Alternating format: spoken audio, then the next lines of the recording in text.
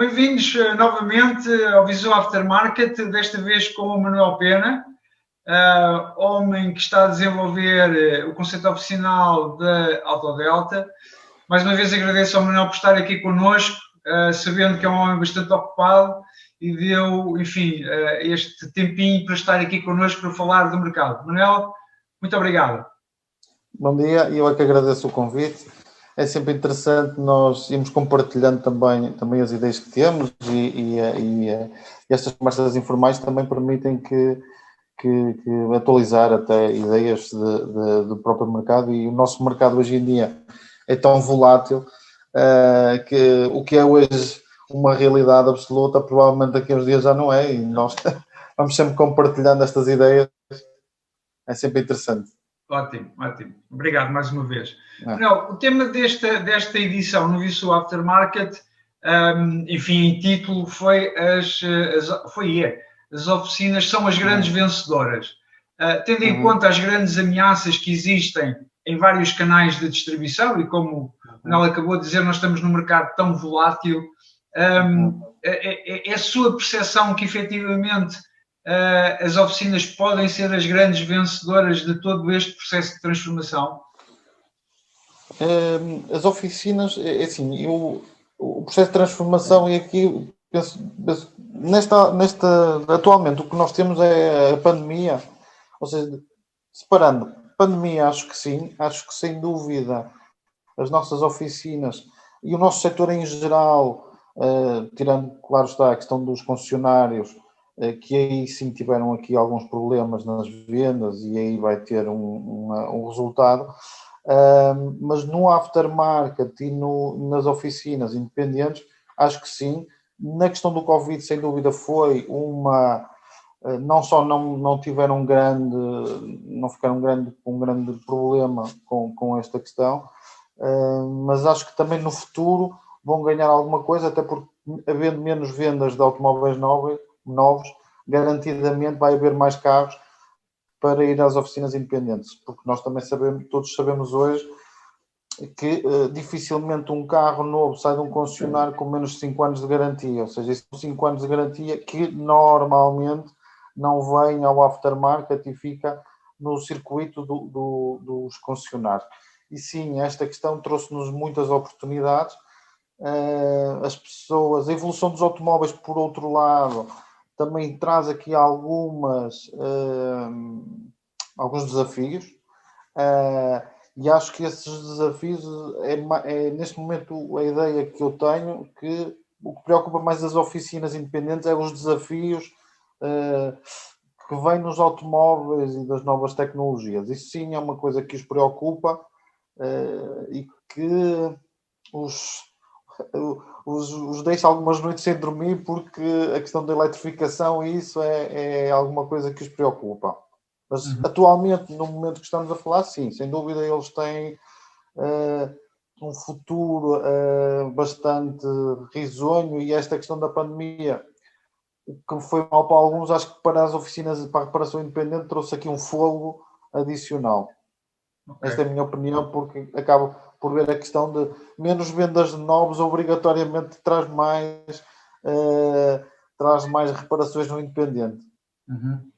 Não, mas tendo em conta que é quase tradição de que as oficinas independentes se foquem muito naquilo que é componente técnica e, portanto, sem dúvida nenhuma, de que o seu foco e interesse, como disse bem, tem a ver com aquilo que os deixa dormir, que é, e agora vem a eletrificação, e o que é que nós vamos fazer com isto, mas parece-me que também, do ponto de vista do modelo de negócio, as coisas podem vir a ser alteradas, tendo em conta, inclusivamente, não só com a componente da digitalização dos modelos de negócio, inclusivamente com a própria questão da experiência cliente, que hoje os clientes pretendem outras coisas que não queriam, enfim, que não valorizavam há uns anos atrás, até o próprio tipo de cliente que se altera, porque se nós temos muitas oficinas independentes que trabalham com o chamado consumidor final, ou com o cliente final,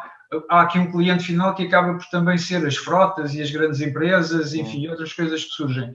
E aquilo que se denota é que às vezes há algumas empresas que não estão preparadas para trabalhar com isso, porque uma gestora de frota, seja uma LeasePlan, uma Arval, o que seja, tem procedimentos que obrigam a trabalhar de uma determinada maneira que nem todas as oficinas independentes estão preparadas para tal. Acho que isto também é aqui um desafio e que nas próprias redes também podemos dar aqui uma ajuda a estes empresários a poderem dar este salto?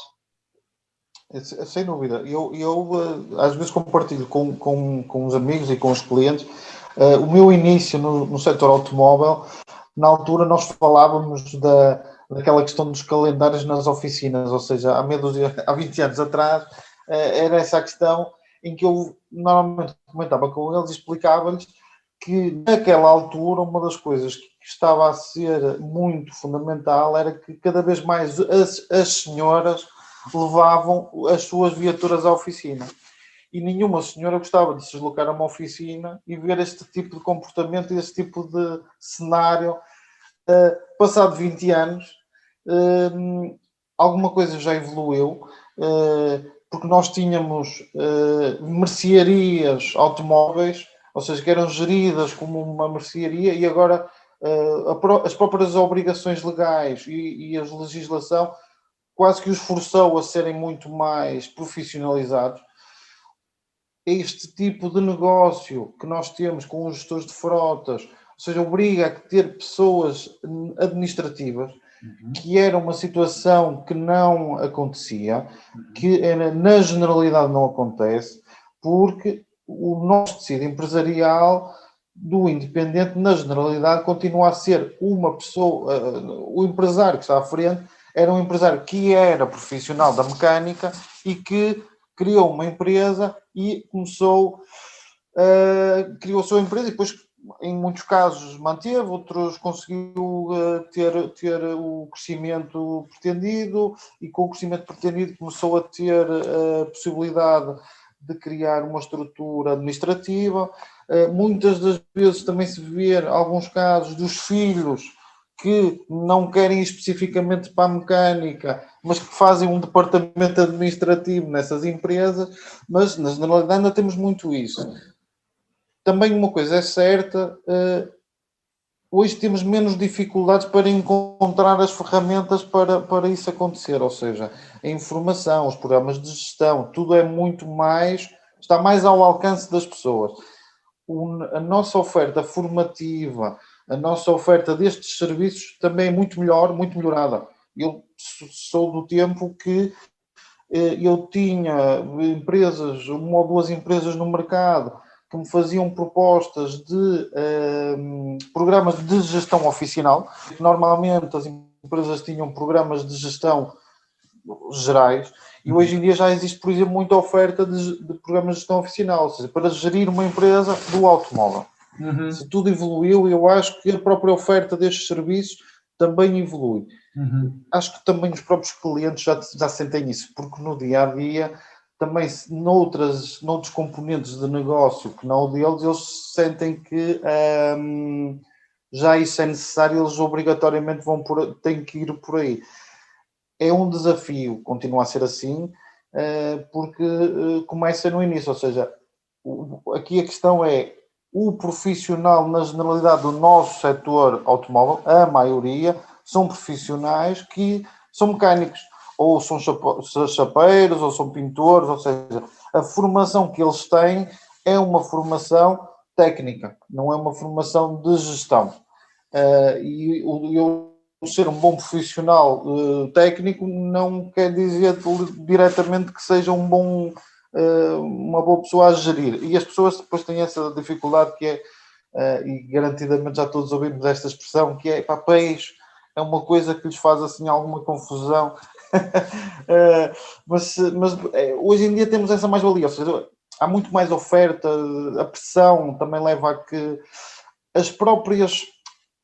E aqui entra também as redes, ou seja, as redes também acabam por ter um papel fundamental, por isso é que nós cada vez mais temos adesões a redes independentes ou a redes oficinais, porque já é necessidade não só tecnicamente, mas de algo mais, de poder aceder a algo mais e as redes têm que ser isto, tem que ser não só uma ajuda técnica, mas também a nível de gestão. Levar as empresas a entrar ou seja, a dar-lhes uma ajuda adicional para poder entrar nesses negócios mais globais e ou seja, transformar, às vezes, oficinas em empresas oficinais.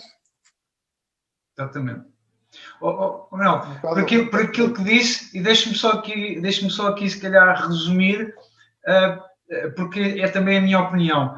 Eu considero que nós temos muitos empresários que se estabeleceram pela sua competência técnica, e entretanto, depois, por tudo aquilo que aconteceu, o grau de exigência dos clientes, o grau de exigência legislativo, como disse há pouco, muito bem, portanto, há aqui um conjunto de coisas que vieram a ser desenvolvidas. Há uma coisa que a gente muitas das vezes nos esquecemos. A grande maioria da legislação que nós temos hoje em Portugal é comunitária, não é nossa.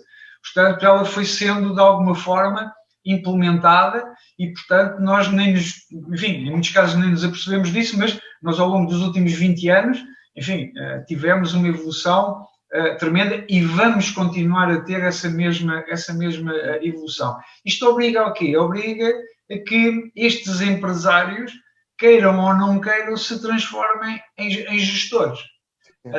E aqui temos efetivamente uma dificuldade, porque é uma zona que é uma zona de desconforto para estas pessoas, que é perfeitamente compreensível, porque eles sentem-se muito mais à vontade na componente técnica, que é onde eles dominam, onde eles estão perfeitamente à vontade, do que propriamente na componente da gestão. Agora, a verdade é que os seus negócios hoje já não dependem só da técnica. Claro, até porque às vezes lá está a questão do tempo, e eu para ter uma gestão tenho que ter tempo para a fazer, e depois às vezes é mais o clique que tem que haver nos empresários, que é eu vou ter uma pessoa adicional a fazer um determinado tipo de função que é importantíssima na empresa, ou seja, o clique é eu perceber que a pessoa que eu vou pagar um ordenado, que não vai ser produtiva, mas que na realidade me vai trazer muito mais valia, inclusive financeira, às vezes é perceber onde é que eu vou buscar esta questão, ou seja, explicar, ok, tu vais contratar esta pessoa, mas vai ser o benefício do A, do B, do C, do Z.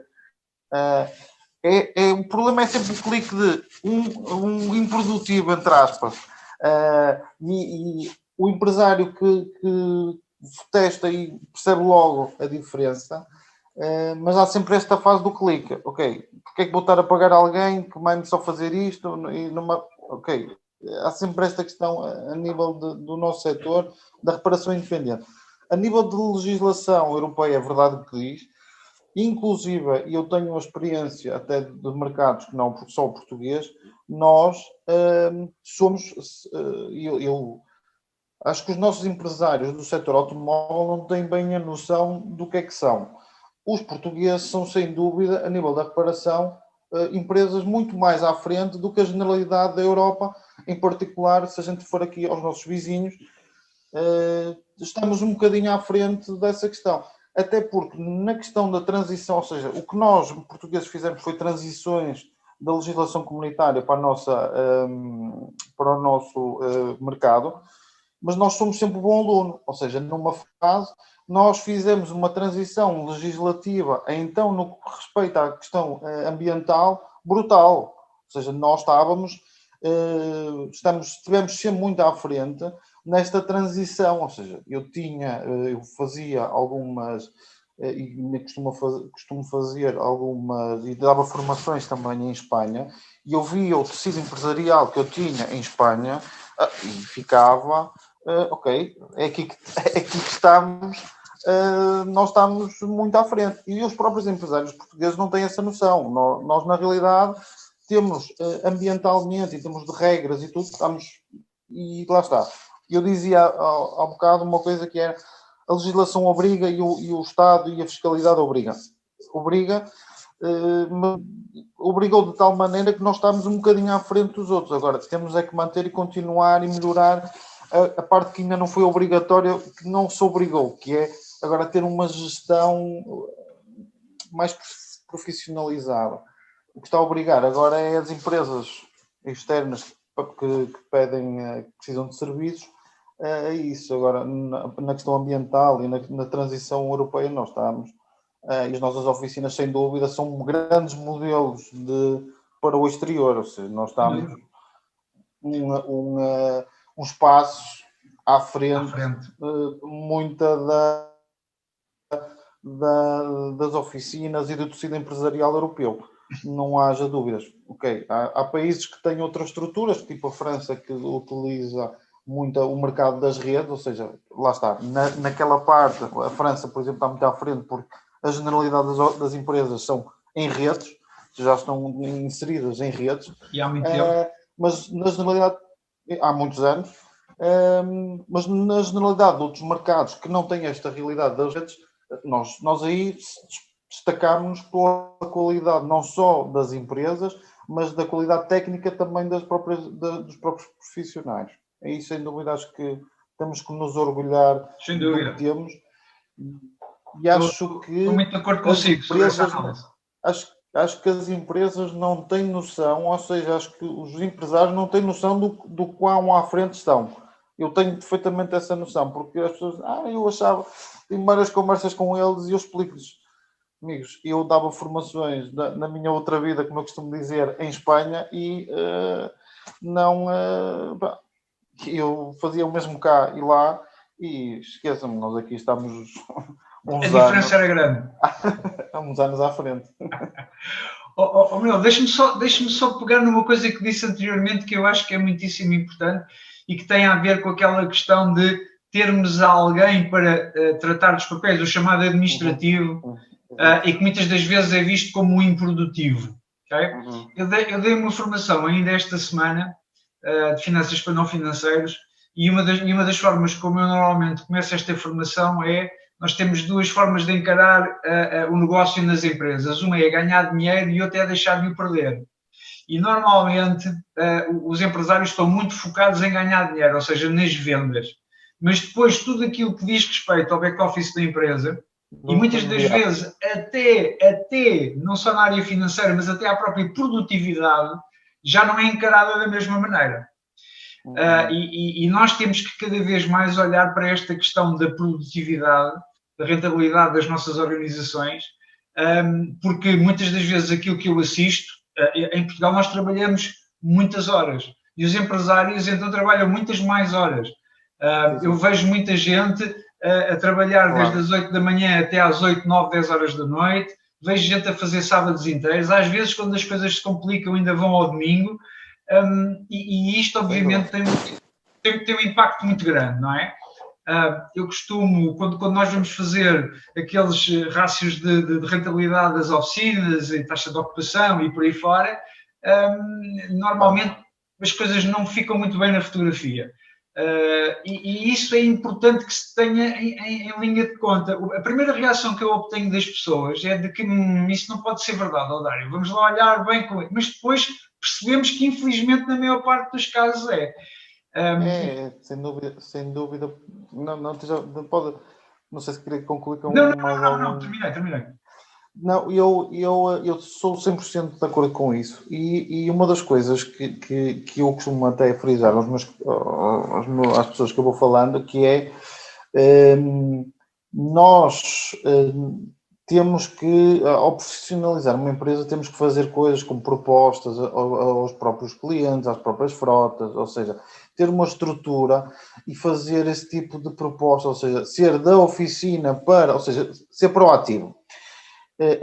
Muitas das vezes as oficinas independentes são aquilo que o Dário diz, que é o cliente que vem, é o cliente que chega e que eu vou ter que reparar, e depois eu tenho, às vezes é a própria gestão interna do tempo, que é, eu vou aceitar o A, o B, o C, o D, o Y, e depois não consigo fazer o A, o B, o C, o D, Y, porque fiz um bocadinho de cada, mas não fiz coisa nenhuma de nada. Ou seja, não tenho uma gestão de cliente, ou seja, eu nestas coisas sou muito claro com a reparação independente, que é, nós temos os bons exemplos que é dos concessionários. Os concessionários têm estruturas de marca que pensam o negócio. E eu digo-lhes a eles a todos, vocês têm que pensar o negócio. Que é, se eles têm marcações e gestão de tempos, vocês também o tinham que ter. Porque eles me dizem, isso é tudo muito bonito de falar, mas a verdade é sim, porque eu não vale a pena eu aceitar todo o cliente que me vai entrar dentro da oficina, porque eu não vou conseguir resolver todos e vou passar uma má imagem. Ou seja, começa logo na gestão do tempo. E eu não tenho clientes marcados, eu posso fazer uma marcação, mas se chegar o outro, o A, o B, o C, eles aceitam e depois pedem a peça para lá. E depois isto tem uma influência em toda a cadeia, que é, eu preciso da peça, do A, do B, do C, a minha estrutura vai ter que pedir, ou seja, as oficinas vão pedir às estruturas das empresas de prestação de serviço de peças, que depois vão ter que andar a fazer entregas, tal. Nada disto existe uma carga de uma pressão adicional em tudo, ou seja, em toda a cadeia existe uma pressão. E depois há uma coisa assim, é assim, somos todas pessoas, há pessoas em todo este processo. Se uma destas pessoas desta cadeia falha, o cliente final que precisava do carro para a hora X já não vai ter o carro. Quer dizer que vamos ter uma chatice e depois a culpa é do A, o cliente diz que a culpa é da oficina, depois a oficina vai dizer que a culpa é do fornecedor, o fornecedor... E andamos nisto. Às vezes, com uma simples gestão de trabalho, nós já evitávamos 10% ou 15% deste problema todo. E acho que não existe. Ou seja, eu marco o cliente no dia às tantas horas, tal. Há imponderáveis, mas eu tenho as coisas marcadas. E eu sei que isto não existe. Ou seja, isto começa logo aqui nesta gestão de clientes. E depois não existe o contrário, que é eu ser proativo. E o que eu digo, o que eu costumo comentar é, não vale a pena uma pessoa dizer, isto está complicado, os clientes não... nós andamos um bocadinho consoante o vento, que é, os clientes aparecem, eu lembro perfeitamente do ano passado, com o pico da pandemia, fecharam as inspeções, houve um problema e toda a gente se assustou muito. Claro. De repente, abriu as inspeções, de repente, toda a estrutura, toda a cadeia do aftermarket quase que rebentava pelas costuras com a brincadeira, com esta questão. Entretanto, umas coisas, agora andamos um bocadinho assim. O que nós temos que questionar as empresas é, ok, e o que é que eu posso fazer para ser proativo e não esperar que o cliente O que é que eu faço para que isto não aconteça? Será que eu faço propostas a todo o tecido empresarial lá nas redondezas da minha zona? Será que eu faço uma proposta de prestação de serviços, de reparação automóvel às várias empresas que eu tenho na minha zona geográfica? Será que eu ativamente valorizo e informo as empresas à minha volta que eu posso prestar este tipo de serviços, ou só tenho uma placa na porta a dizer eu faço estes serviços?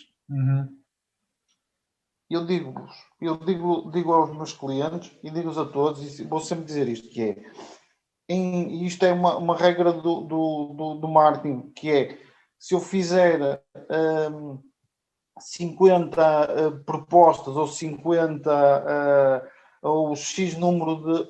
Posso não as ter todo, mas garantidamente vou ter algumas que eu vou fazer. Ou seja, consigo ser proativo e ter o meu negócio mais estabilizado. Ou seja, tenho aqui... Não estou às vezes dependente disso. Ou seja, coisas básicas tipo...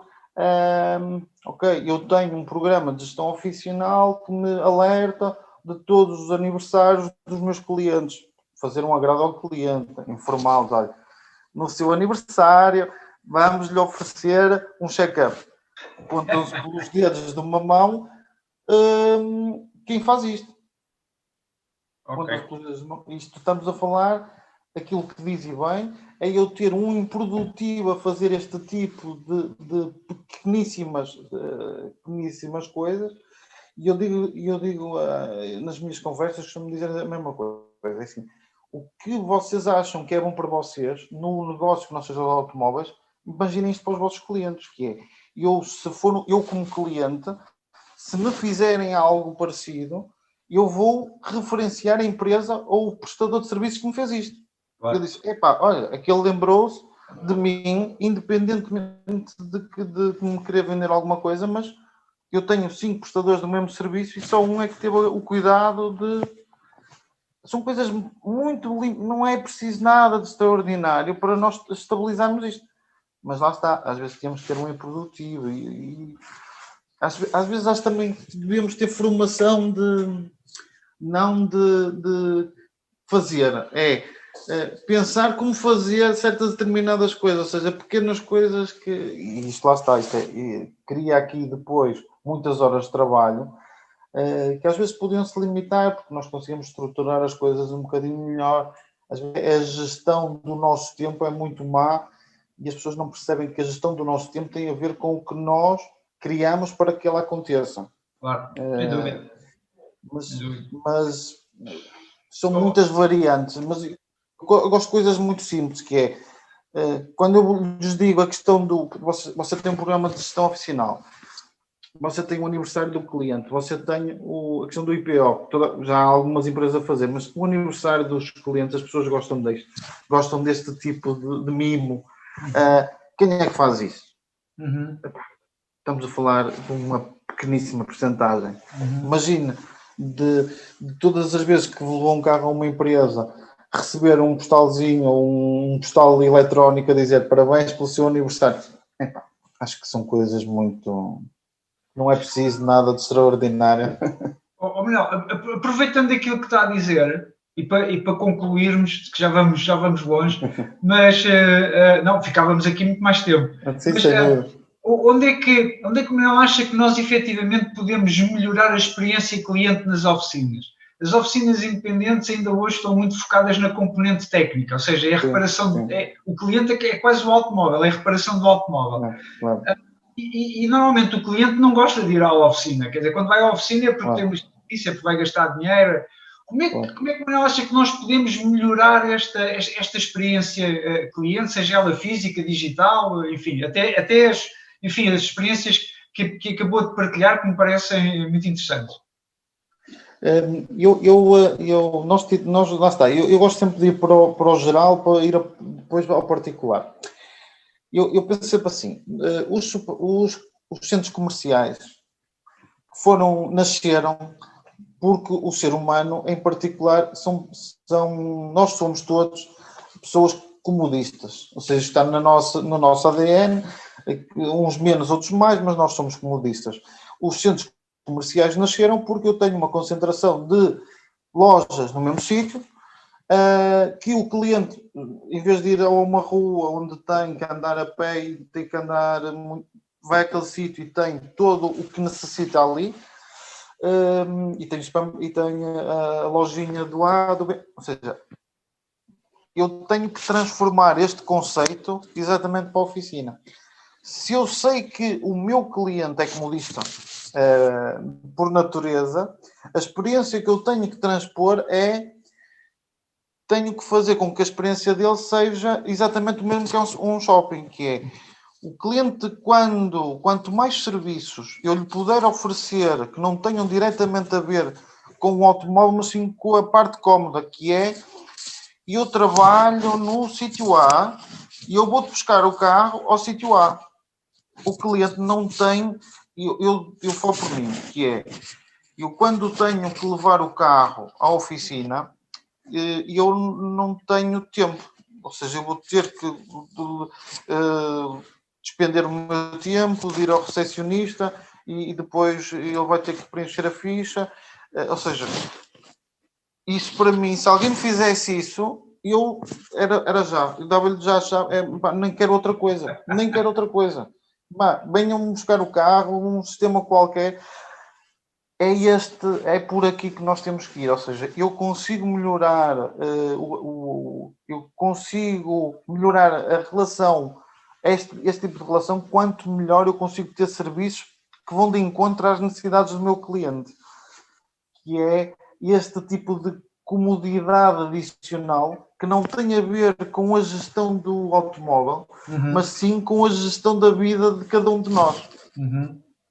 que é, eu se tiver um serviço de prestação de carro de substituição imediato, ou se tiver o serviço de ir buscar o carro, ou tiver o serviço de limpeza associado, ou seja, é o que nós gostamos, é que a experiência de levar o carro à oficina seja só uma experiência de chegar e vir a conta, gostemos ou não, mas normalmente nós temos a conta e temos tudo o que tem associado, que é levar o carro, buscar o carro e não sei, ou seja, quanto mais eu possa reduzir a outra parte, a pessoa garantidamente não tem problema nenhum, o cliente não tem.